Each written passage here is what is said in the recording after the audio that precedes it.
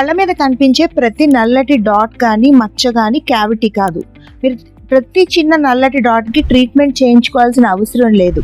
పళ్ళపైన కేవలం గ్రూవ్స్లోని నల్లటి మచ్చల్లా కనపడతాయి మాత్రమే, అవి స్టెయిన్స్ అంటారు వాటిని. అలాగే పళ్ళకి చిగురికి మధ్యన నల్లగా పేరుకొని ఉంటుంది. చాలామంది వాటిని క్యావిటీస్ అని మా దగ్గరికి వస్తున్నారు, ఫిల్లింగ్ చేయండి, రూట్ కెనాల్ చేయండి అని. దానికి కూడా అవసరం లేదు. అవి కేవలం మన ఫుడ్ హ్యాబిట్స్ వల్ల మనం సరిగ్గా క్లీన్ చేసుకోకపోవడం వల్ల వచ్చిన స్టెయిన్స్ మాత్రమే. దానికి ప్రొఫెషనల్ క్లీనింగ్ చేయించుకుంటే సరిపోతుంది. పంటి లోపల క్యావిటీ ఏర్పడింది అని మీరు గుర్తుపట్టాలి అంటే, ఒకటి, మీరు తినే ఫుడ్ అక్కడ ఇరుకుతూ ఉండాలి, ఒక గొయ్యలా ఉండాలి. రెండు, పంటి స్ట్రక్చర్ అనేది అంటే మారాలి. అంటే టెక్స్చర్ మారితే ఏమవుతుందంటే అక్కడ మెత్తపడడం కానీ, లేదా పన్ను చాలా వరకు భాగం నల్లగా మారడం కానీ, ఇలాంటి చేంజెస్ కనిపిస్తేనే మీరు క్యావిటీస్ అని గుర్తించి దానికి ఫిల్లింగ్ కోసం రావాలి తప్ప పళ్ళు నల్లగా మారడాన్ని మీరు క్యావిటీ అని భయపడద్దండి. ప్రతి ఒక్కరికి నేను మళ్ళీ చెప్తున్నాను.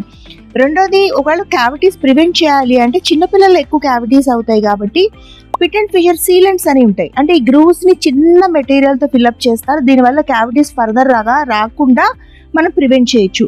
కానీ టీనేజ్ దాటిన తర్వాత ఈ సీలెంట్స్ అనేవి మంచి ఆప్షన్ కాదు. ఆ కింద పుచ్చినా దానంతా అది పెరిగిపోతుంది, మనం మిస్గైడ్ అయ్యే ఛాన్సెస్ ఎక్కువ ఉంటాయి. అలాంటప్పుడు రెగ్యులర్గా 6 నుంచి 8 నెలలకి ఒక్కసారి డాక్టర్ దగ్గరికి వెళ్ళి చెకప్ చేయించుకోవడం. లేదంటే పంటికి అతుక్కుపోయే స్టిక్కీ ఆబ్జెక్ట్స్ అంటే ఆ గ్రూవ్స్లోని ఈ మన న్యాచురల్గా ఉండే ఫిషర్స్లోని ఎక్కువ అతుక్కుపోయే ఆహారం తిన్నప్పటికీ కూడా బ్రష్ చేసుకుని అదంతా క్లీన్ చేసుకోవడం ద్వారా మనం క్యావిటీస్ని ముందుగానే ప్రివెంట్ చేయగలుగుతాం. Thank you.